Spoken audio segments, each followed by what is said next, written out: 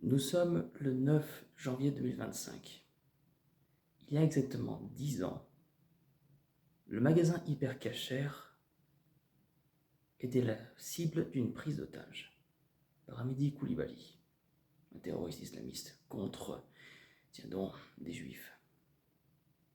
Décidément, je me souviens encore, là aussi, de ce jour. C'était évidemment 2 jours après l'attaque de Charlie Hebdo. Et encore ce jour-là, je vais vous raconter une anecdote personnelle. Pareil, je rentrais du lycée.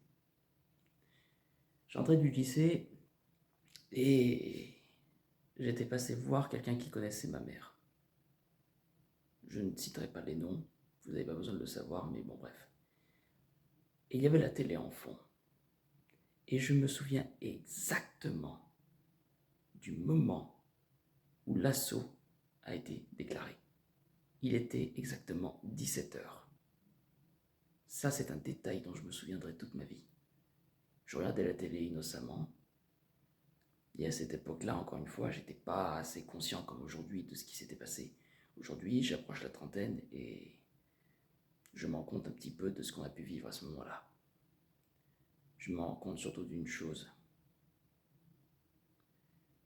Si à ce moment-là, c'était les islamistes qui l'avaient fait, vous ne croyez pas que, passé un temps, les chrétiens ne le faisaient pas? Je crois que de toutes les religions abrahamiques qui existent, à savoir les 3, je crois que le christianisme et l'islam sont ceux qui auront versé le plus de sang. Le judaïsme, pour être tout à fait honnête, je ne suis absolument pas certain qu'ils aient mené de guerre, que ce soit en France ou ailleurs, au nom de cette même voie. Petite parenthèse, pour ce qui est d'Israël, ça n'a strictement rien à voir. Mais bref. Donc ce qui est quand même fort, c'est que les 2 principales religions qui prônent l'amour, le respect, etc., sont les premiers à bafouer ces mêmes principes qu'ils prétendent défendre. Ça fait un peu fort de café, n'est-ce pas? Bref, tout ça pour vous dire. Le 9 janvier 2015, l'assaut contre l'Hyper Cacher permettait de libérer les autres otages restants. Parmi eux, ou du moins celui qui a failli en être un certain Lassana Batili, qui, à l'époque, était un simple réfugié malien.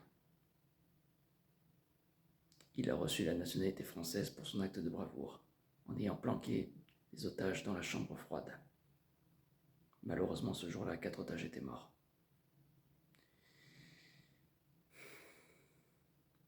Si la menace islamiste est toujours là, qu'est-ce qui vous dit que l'extrême droite ne profitera pas de ça?